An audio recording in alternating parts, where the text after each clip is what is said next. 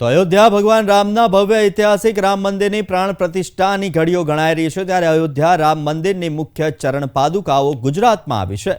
અત્યાર સુધી 8000 કિલોમીટરની યાત્રા દેશભરમાં યોજીને અમદાવાદના સોલામાં ભગવાનની દિવ્ય ચરણ પાદુકાઓ ભક્તોને દર્શનનો લાહવો આપવા માટે આવી પહોંચી છે। અમદાવાદના સોલાના સોલા ભાગવતમાં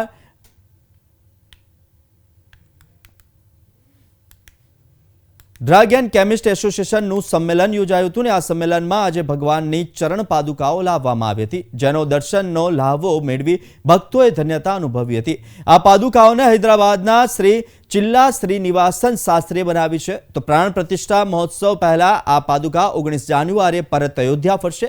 પવિત્ર પાંડુકની વિશિષ્ટતા એ છે કે તેમણે બનાવતા 25 દિવસનો સમય લાગ્યો હતો। દિવ્ય રામ મંદિરમાં ભગવાનને સોના અને ચાંદીની દિવ્ય પાદુકાઓ અર્પણ કરવામાં આવશે અને આ પાદુકાઓ 1 કિલો સોનું અને 7 કિલો ચાંદીમાંથી તૈયાર કરવામાં આવી છે।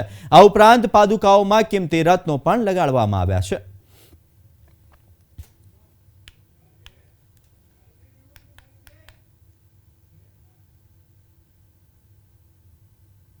शिलान्यास में 5 ईंट दे चुका हूँ।